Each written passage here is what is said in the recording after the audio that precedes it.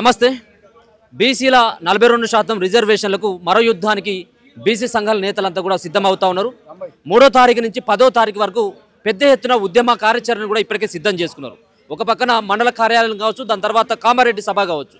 దీని ద్వారా బీసీలను చైతన్యం తీసుకురావడంతో పాటు రిజర్వేషన్లకు ఎవరు అడ్డన్నటువంటి విషయాన్ని ప్రజలకి సవివరంగా చెప్పేందుకు సిద్ధమవుతా ఉన్నారు. ఒకసారి మాట్లాడదాం బీసీ సంఘాలకు సంబంధించినటువంటి నేతలతో. అన్న, ఏం చెప్పదలుచుకున్నారు? మీరు ఏం చేయబోతా ఉన్నారు? మీ భవిష్యత్తు కార్యాచరణ ఏంటిది? సో బీసీలకు 42% రిజర్వేషన్లో ఏ పార్టీని మీరు దోషిగా చూపెట్టేటువంటి ప్రయత్నం చేస్తారు? ఏం చెప్పబోతాం? ఇక్కడ మేము ప్రధానంగా తెలంగాణ సమాజానికి ఒకటే తెలియజేయాలనుకుంటున్నాము. నా పేరు రాఘవేంద్ర ముదిరాజ్. నేను బీసీఎస్ఎస్టీ జేఏసీ రాష్ట్ర కో-కన్వీనర్గా పనిచేస్తున్నాను. అయితే ఇక్కడ ఏ పార్టీ ఈ పార్టీ ఆ పార్టీ అనేది ఏం లేదు. ఖచ్చితంగా మేము ఒకటే దోషులుగా ఈరోజు ప్రధానంగా ఉన్న ఈ 3-4 పార్టీలు ఏవైతే ఉన్నాయో అగ్రకులాల నాయకత్వంలో ఉన్న ప్రధానంగా ఈ 3-4 పార్టీలను మేము దోషులుగానే చెప్తున్నాము. ఎందుకంటే ఏ నాయకత్వం కూడా మరి బీసీ ఎస్సీ ఎస్టీల తరఫున ఈ నేడు జరుగుతున్న 42% రిజర్వేషన్కు మద్దతుగా ఏ నాయకత్వం కూడా మాకు ఎప్పుడు పనిచేయలేదు. వాళ్ళు ఎక్కడికైనా మా కోసము వచ్చి రోడ్ల మీద ధర్నాలు కానీ కనీసం మేము పాల్గొన్న ఏ ధర్నాలో కూడా తీసుకున్న ఏ కాజులో కూడా మాకు పనిచేయలేదు. అటువంటిప్పుడు మాకు అనుకూలంగా మేము ఎట్లా అనుకుంటాము? 100% మాకు వ్యతిరేకమే. వాళ్ళు వ్యతిరేకంగా ఏదో ఒక డమ్మీ కాగితాలు ఒకటి ఆ జీవో పేర్ల మీద ఇష్యూ చేస్తున్నారు. అవి కొట్టుడు పోవాలనే కోరుకుంటారు. వాళ్ళు కొట్టుడు పోవాలి, మళ్ళీ మేమందరం మీ రోడ్ల మీదకి రావాలి. మేము కొట్టుకున్నాక మాలాంటి కొంతమంది దళారులను తీసుకుపోయి పని చేపియాలి. ఇదంతా వాళ్ళ ప్రణాళికాబద్ధంగా జరుగుతున్నది. వాళ్ళు ముందు నుంచి అనుకున్నదే. ఈ అగ్రకుల నాయకత్వాలు 4 పార్టీల వాళ్ళు కలిసి కూర్చొని దగ్గర కూర్చొని మాట్లాడుకొని నువ్వు ఇట్లాను నేను ఇట్లాను ఇవే ఉంటాయి మా పని. మమ్మల్ని ఎప్పుడు కలవనియరు, వాళ్ళు ఎప్పుడు కలిసే ఉంటారు. కాబట్టి ఇది స్పష్టత తీయడానికే మేము ఈరోజు అనేక మంది ఈరోజు అన్ని సంఘాలను కలిసి బీసీఎస్ఎస్టీ జేఏసీగా పొలిటికల్ ఫ్రంట్గా అనేక ఇంటెలెక్చువల్ ఫోరంగా అందరం కలిసి ఒక వేదికగా వచ్చి వాళ్ళందరి నాయకత్వంలో మేము అందరం రాష్ట్ర వ్యాప్తంగా పనిచేసి రేపు రాబోయే రిప్రజెంటేషన్ ఇస్తూ అనేక ఎంఆర్ఓ ఆఫీసులకు కలెక్టర్లకు అందరికి రిప్రజెంటేషన్ ఇస్తూ ఈ యొక్క నినాదాన్ని ముందుకు తీసుకెళ్తాం. 42% పైన బలంగా రాష్ట్ర వ్యాప్తంగా ఉవ్వెత్తున ఇది ఎగిసిపడే విధంగా మేము మా పోరాటం ఉంటుంది.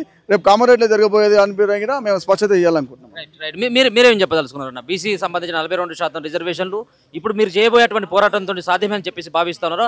ఏ పొలిటికల్ సంబంధించిన పార్టీలు సైతం కూడా ఆ నాయకులు కూడా పెద్దగా సపోర్ట్ చేస్తున్నట్టుగా కనబడట్లేదు.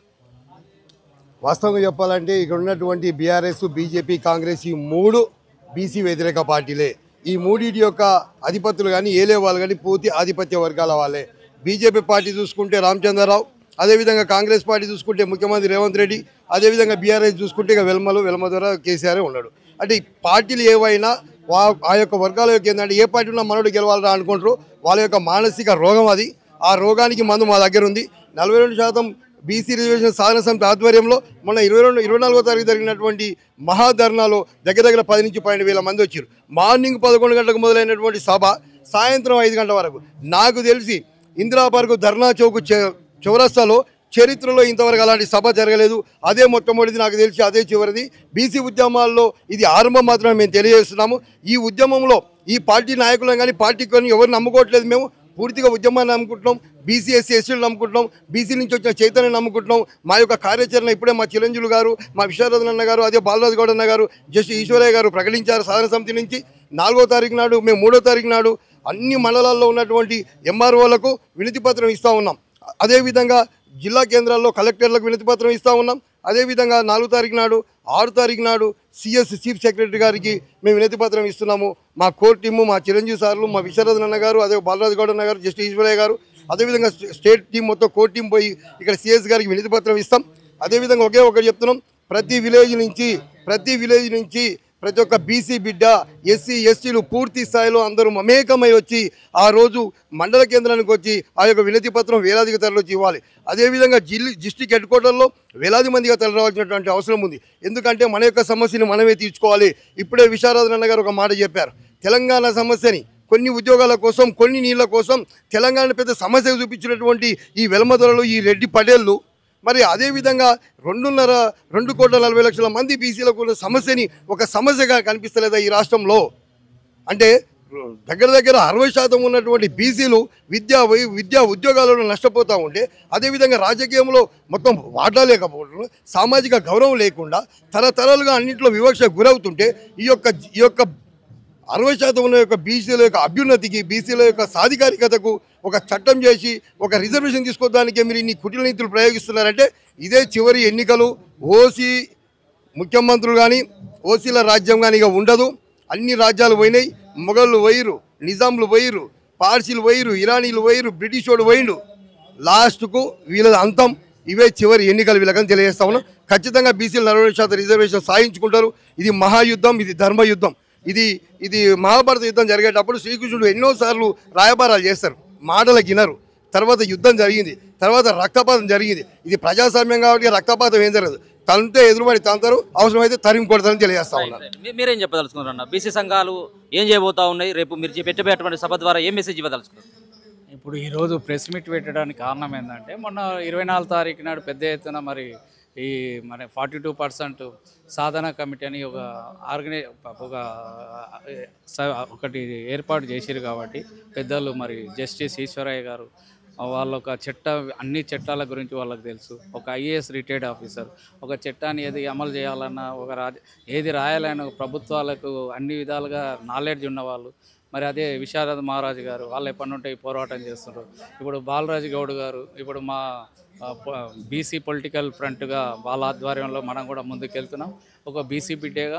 ఎందుకంటే ఈ 42% రిజర్వేషన్ అనేది స్టేట్ గవర్నమెంట్ అమలు చేసింది కదా, చట్టపరంగా కాలేదని చెప్పి అది పెండింగ్ అయింది. కాబట్టి మొన్న ఇచ్చిన ఉద్యమంలో మరి అందరూ కూడా అన్ని సంఘాలు వచ్చి మంచి ఎంకరేజ్ చేసిరు, ముందుకు వచ్చిరు. కాబట్టి తెలంగాణ ఉద్యమంలో ఏ విధంగా అయితే పోరాటం చేసి తెలంగాణ రాష్ట్రం సాధించుకున్నారో ఇప్పుడు కూడా ప్రతి బీసీ బిడ్డకు కానీ ఎస్సీ ఎస్టీ వాళ్ళకు మైనార్టీలకు చెప్పేది ఏంటంటే ఇన్ని రోజులు రాష్ట్రాన్ని గురించి త్యాగం చేశారు. ఇప్పుడు కూడా మంచి వక్తలు ముందుకు వచ్చారు. వాళ్ళకి ఇంట్లో కూర్చున్న వాళ్ళు ఒక వక్తలు వచ్చిన బీసీలకు న్యాయం జరగాలని ముందుకు వచ్చారు. ప్రతి బీసీ బిడ్డ కూడా ముందుకు వచ్చి ఈ 42% రిజర్వేషన్ అమలు అయ్యేంత వరకు పెద్ద ఎత్తున ముందుకు రావాలని అదేవిధంగా తెలియజేస్తూ మరి ఈరోజు కామారెడ్డి డిక్లరేషన్ ఆ రోజు అక్కడ చేసిరు. కాబట్టి 10వ తారీఖున ఈరోజు కార్యాచరణ ఏంటంటే ఎక్కడెక్కడ రేపు 3 తారీఖున మండల స్థాయిలో తర్వాత జిల్లా స్థాయిలో ఆ విధంగా ఇచ్చి 10వ తారీఖున కామారెడ్డి డిక్లరేషన్లో పెద్ద ఎత్తున చేయాలనే ఈ కార్యాచరణ ఏర్పాటు చేసిరు. కాబట్టి ప్రతి ఒక్క ఇప్పుడు ఆసన్నమైంది బీసీ బిడ్డలకు ఒకటే చెప్తున్నాం, మన రేపు తరానికి మనం బాగుపడాలంటే ఈ రోజున్న పాపులేషన్ బట్టి అందరు ముందుకొచ్చి ఈరోజు 42% రిజర్వేషన్కు సహకరించాలని మీ ప్రెస్ మీడియా ద్వారా తెలియజేస్తున్నాం. దుర్గయ్య గౌడ్ గారు ఏం చెప్పదలుచుకున్నారు? మీరేమో ఒక్కొక్కరినేమో పక్కకు జరిపేటువంటి ప్రయత్నం మీరు చేస్తున్నారని వాళ్ళ ఆరోపణ, లేకపోతే వాళ్ళని మీరు జరుపుతున్నారని ఒక రకమైనటువంటి ఆరోపణ. సో వాళ్ళందరినీ మీరు అందరూ కలిసి ఒక పోరాటాన్ని ఒక ఉద్యమ కార్యాచరణ సిద్ధం చేసుకోవచ్చు కదా. మీరే 4 బ్యాచ్లుగా ఏర్పడి వాళ్ళు ఒక 10 మీటింగ్లు మీరు ఒక దిక్కు మీటింగ్లు. సో ఏంటి మీ మధ్యలో ఉన్నటువంటి విషయం ఏంటి? ఎందుకు వాళ్ళని ఆహ్వానించట్లేదు? వాళ్ళ ఆహ్వానాన్ని మీరు ఎందుకు తిరస్కరిస్తారు? అందరికీ నమస్కారం. S Durgaiah Goud, BC political front vice chairman. వాస్తవంగా బీసీ జేఏసీ వేసినప్పుడు వాళ్ళ ఈ రాష్ట్రంలో ఉన్నటువంటి అన్ని బీసీ సంఘాలు అయితే దాదాపు 20-25 సంవత్సరాలుగా పోరాటం చేస్తున్నాయో ఆ బీసీ సంఘాలను అందరినీ పిలిచి మాట్లాడి జేఏసీ ఏర్పాటు చేయాలి. మీరు ఎక్కడ ఆలోచన చేయకుండాటువంటి చేసినటువంటి జేఏసీ కనీసం 3-4 ముచ్చట అయిపోయింది.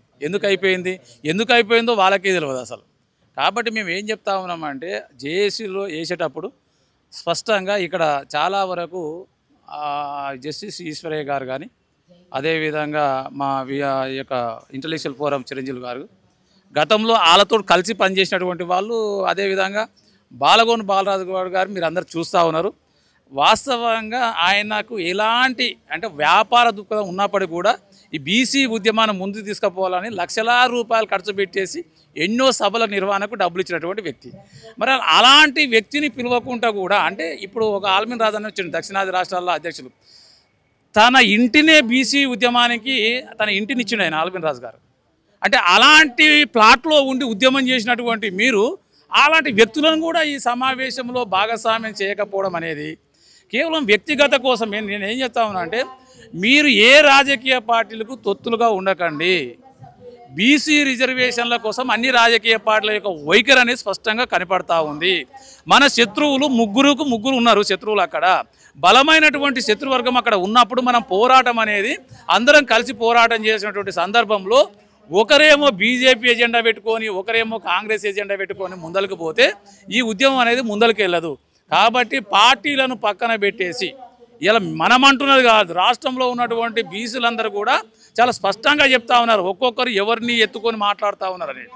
దాంట్లో భాగంగా దాదాపు 4 రోజుల నుంచి చూస్తే 24 నుంచి దాదాపు మేము ఇందిరా పార్క్ దగ్గర ధర్నా చేసేస్తే ఒక్క రూపాయి కూడా పెట్టలేదు. అక్కడ ఒక బండికి పైసలు ఇచ్చినటువంటి పరిస్థితి లేదు. కేవలం దాదాపు ఏంటంటే ఒక్క పిలిపిస్తే 10,000 మంది ధర్నాకు వచ్చారు. ఆ ధర్నాను చూసేసి వివిధ రాజకీయ పార్టీలకు అందరికీ కూడా వణుకు మొదలైంది. బీసీ రిజర్వేషన్ల పైన ఇంకా కప్పదాటి విషయం ఉండదు, ఖచ్చితంగా మనం ఏదో ఒక నిర్ణయం తీసుకోవాలని చెప్పేసి అందరూ అక్కడికి వచ్చినటువంటి ప్రతి ఒక్కరిని కూడా ప్రశ్నించాం. మేము బీజేపీని ప్రశ్నించడం, కాంగ్రెస్ను ప్రశ్నించడం, అదేవిధంగా బీఆర్ఎస్ను ప్రశ్నించడం, అన్ని రాజకీయ పార్టీలను కూడా ప్రశ్నించడం జరిగింది. వాళ్ళ యొక్క వైఖరి ఏంటో చెప్పిప్పమన్నాం. 9th షెడ్యూల్ మీద మీ రాజకీయ పార్టీల వైఖరి ఏందో చెప్పమని చెప్పినాం. కాబట్టి మీరు వాళ్ళకు చిత్తశుద్ధికి ఇట్లా ఉంటే మేము ఇప్పుడు కూడా చెప్తా ఉన్నాం, అందరితో కలిసి పనిచేయడానికి మీ సంసిద్ధంగా ఉండండి. ఏ రాజకీయ పార్టీకి తొత్తులుగా మీరు మారి ఉద్యమాలు చేయకండి. గత 25-30 సంవత్సరాలుగా అన్ని రాజకీయ పార్టీలు బీసీలను మోసం చేస్తూనే వస్తున్నాయి. ఇప్పటికి కూడా ఇక్కడ జస్టిస్ ఈశ్వరయ్య గారి మీద, మా బాలరాజ్ అన్న మీద, అదేవిధంగా మా యొక్క విశారదన్ మహారాజ్ నిన్న కొన్ని యూట్యూబ్లలో చూస్తూ ఉన్నాం, విష ప్రచారం చేస్తూ ఉన్నారు. అరే 10,000 కిలోమీటర్లు చేశాడు పాదయాత్ర, ఎస్సీ ఎస్టీ బీసీలకు రాజ్యాధికారం రావాలని చెప్పేసి. అదేవిధంగా ఒక విశ్రాంతిగా ఉండాల్సినటువంటి ఐఏఎస్ చిరంజీవి గారు 3 పుస్తకాలు రచించి ఈ రాష్ట్రంలో దేశంలో బీసీలో జరిగినటువంటి అన్యాయాన్ని ఇస్సా ఇజ్జత్ హుకుమత్ పేరుతోటి ఒక పుస్తకాన్ని తీసుకొచ్చి ప్రజలకు వెళ్తే ఆయన మీద లేనిపోయినటువంటి కార్యక్రమాలు తీసుకుంటా ఉన్నారు. కాబట్టి నేను ఏం చెప్తా ఉన్నానంటే ఖబర్దార్ వాళ్ళందరికీ కూడా చెప్తా ఉన్నా, యూట్యూబ్లో వెనకాల ఉండి ఎవరెవరైతే మా యొక్క నాయకుల మీద మీరు అవాకులు చెవాకులు చేర్పిస్తూ ఉన్నారో, 25 సంవత్సరాలుగా వాళ్ళ యొక్క జీవిత విధానం ఏందో తెలుసు, వాళ్ళ ఉద్యమ కార్యాచరణలు తెలుసు. నేనేం చేస్తాను, నేను గిట్ల నోరు తెలిస్తే మీరు ఎక్కడ ఉండాలో కూడా మీకు అవగతం అవుతుంది. కాబట్టి నేనేమంటానంటే ఎగిసి వస్తున్నటువంటి బీసీ ఉద్యమాన్ని కాలు బట్టి గుంజకూడదు, ఏదో రకంగా కలిసి పోరాటం చేయాలనేటువంటి ఆలోచన విధానంతో మేము ఉన్నాం. కాబట్టి ఇప్పటికైనా మీ బుద్ధి మార్చుకొని బీసీ రిజర్వేషన్లో మీరు భాగస్వాములు కావాలి, కలిసి పోరాటం చేయాలని విజ్ఞప్తి చేస్తాను. Thank you so much. So మొత్తానికి ఇది బీసీ సంఘాల నాయకులు కూడా అందరినీ ఆహ్వానిస్తూ ఉన్నారు. ఎవరైతే ఈరోజు బీసీ ఉద్యమాన్ని భుజస్కంధాల పైన వేసుకున్నటువంటి నాయకుల పైన లేనిపోని అభండాలు వేయడం మానుకోండి, బీసీ ఉద్యమం ఉధృతం అవుతున్నటువంటి దిశలో మరి దీంట్లో పాల్గొన్నట్టయితే ఖచ్చితంగా 42% రిజర్వేషన్లు ఖాయమే, మేము జరగబోయేటువంటి ఒక మహాయుద్ధంలో మీరందరూ కూడా రావాలి అని చెప్పేసి కూడా బీసీ సంఘాలకు సంబంధించిన నేతలు అయితే పిలుపునిస్తూ ఉన్నటువంటి పరిస్థితి కనబడతా ఉంది. చూస్తూనే ఉండండి మన తొలి వెలుగు.